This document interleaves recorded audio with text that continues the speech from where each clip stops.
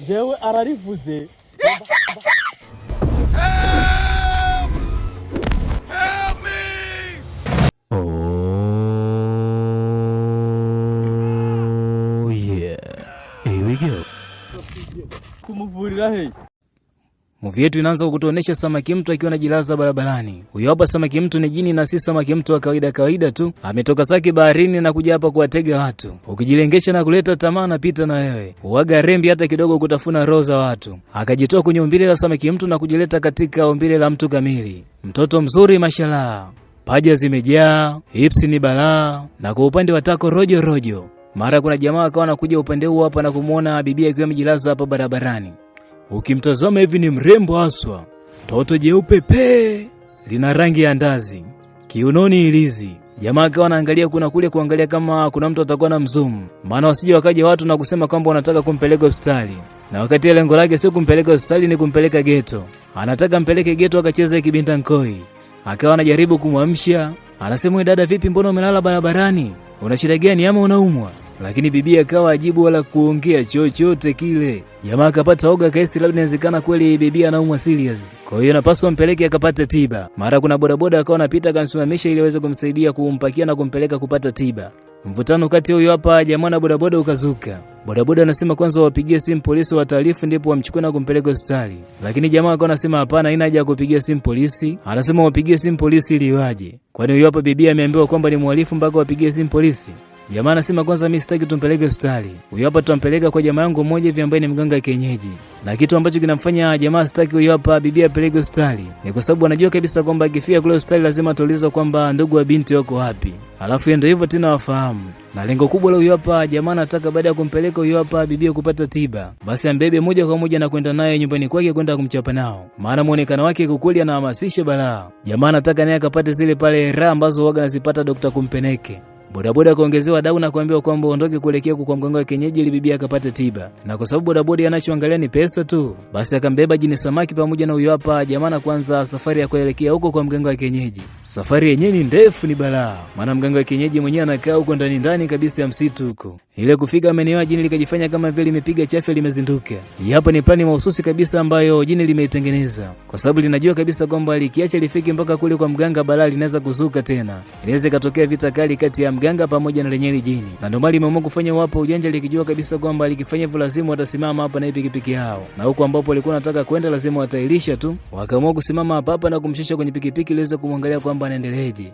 Na kuambia shughuli ikawa kwenye kumshusha hapo ndo balaa. Maana bibi amefungasha kama vile kifusi. Unaweza kusema kama vile gunila viazi mviringo kutoka Njombe. Boda akawa anataka kumsaidia jamaa lakini jamaa hataki. Anasema ule wako uingilie kazi ya mahakama utafungwa kijana.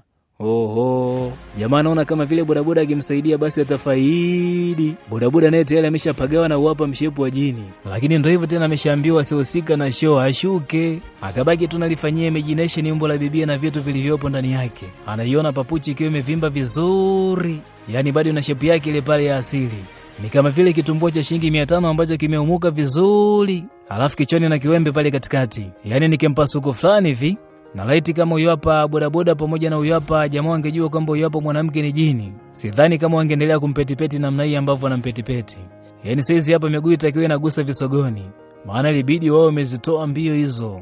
Lakini wenyewe bado tu hapo endelea kucheza na ili hapa balaa. Hebu ngoja tuendelee kucheki ni kitu gani ambacho kitawakuta. Maana kitu ambacho nakijua mimi hapa kitawakuta hata shetani mwenyewe atabaki anashangaa. Mkiambiwa jini likiamua jambo waga lishindwe mwage mnaelewa. Maana lengo lake lilikuwa ni kuwapata watu wa kuweza kuonywa damu. Na kwa sasa tayari limeshafanikiwa kwa 99%. Limebaki 1% tu ambayo ni kuanza kujisosomola hivi hapa vitoweo. Da, jamani mwe. Lakini kwa kuwapa mshepo wa jini, hata kama angekuwa Harmonize hapa lazima angeingia tu mkenge. Maana ndo vitu vyake hivi. Hebu kwanza angalia maipsi ambavyo yamejaa. Yaani unaweza kusema kama vile ili hapa jini limeficha bastola kwenye mapaja. Ukitazama hivi unaweza kupata mpaka faraja. Mpaka kuna muda unaweza kuanza kukufuru na kusema kwamba watu wote ambao wamekufa ni wajinga. Kwa sababu unaweza kujiuliza na kwaje ulikubali kufa na kuacha vitu adimu kama hivi hapa duniani? Jamaa baada akawa anaendelea kupambania maisha ya jini.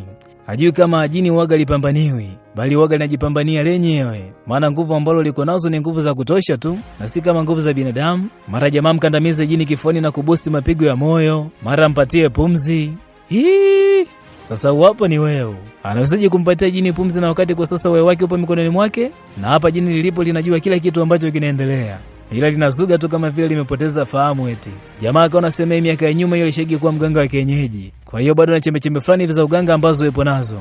Anasema ngoja kwanza ajaribu kama ataweza kumtibia bibie. Bodaboda akatumwa akachume majani fulani hivi ambayo yanaitwa nyampwinyo. Hayo hapo ni majani ambayo yanaweza kumzindua tajini ambaye alikuwa amezilai. Na kweli boda akaondoka na kwenda kuyafuata na kisha akayaleta.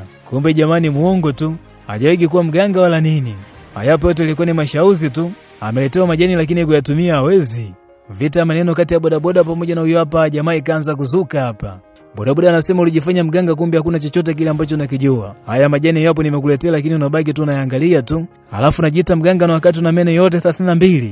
Na wakati moja ya sifa ya kuwa mganga ni lazima uwe na meno pungufu katika mdomo wako. Sasa unasemeje mganga na wakati meno yote unayo bwana? Huyo hapo bodaboda akaendelea kumkandia huyo hapa jamaa.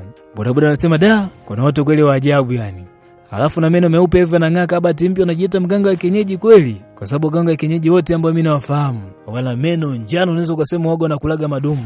Jini likaona sasa muda wa kunywa damu tayari umeshafika, ngoja lifanye manuva. Wakati huo jamaa anasema ngoja kwanza jaribu kwa mara ya mwisho kumpatia pumzi bibie. Na kama itatokea tu imeshindikana, basi utamwacha hapa hapa afu wana sipa zao. Ile jamaa anajaribu tu kumpatia jini pumzi. Mara jini likapiga chafya na kuzinduka.